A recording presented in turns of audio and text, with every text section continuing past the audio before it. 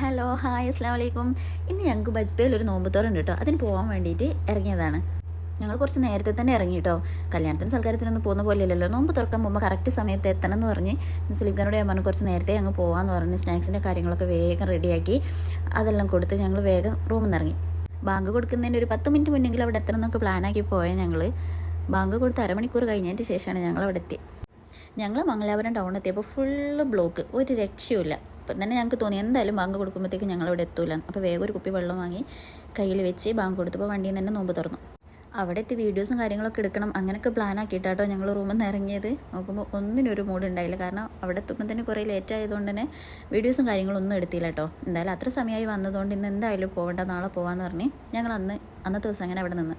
അങ്ങനെ പിറ്റേന്ന് കുറച്ച് നേരത്തെ തന്നെ ഞങ്ങൾ അവിടെ നിന്ന് ഇറങ്ങി. ദിവസം ഞങ്ങൾക്ക് നോമ്പ് തുറേൻ്റെ കുറച്ച് ഓർഡർ ഉണ്ടായിരുന്നു. കുറച്ച് കട്ട്ലേറ്റും ചിക്കൻ റോളും ബീഫ് മന്തി അല്ലായിരുന്നു ഓർഡർ ഉണ്ടായിരുന്നത്.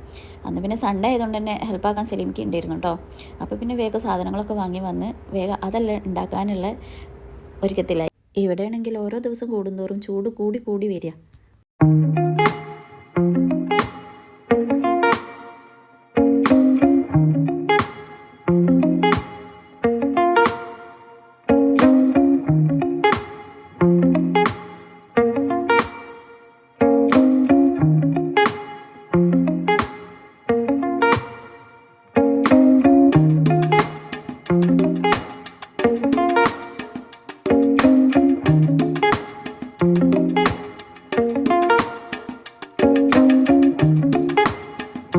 അങ്ങനെ 5 മണിയൊക്കെ ആയപ്പോൾ തന്നെ ഓർഡറും കാര്യങ്ങളൊക്കെ സെറ്റാക്കി കൊടുത്തയച്ചു കേട്ടോ. അപ്പോൾ ഇത്രയൊക്കെ തന്നെയുള്ള വിശേഷങ്ങൾ. വീഡിയോ ഇഷ്ടപ്പെട്ടാൽ എല്ലാവരും സപ്പോർട്ട് ചെയ്യാം.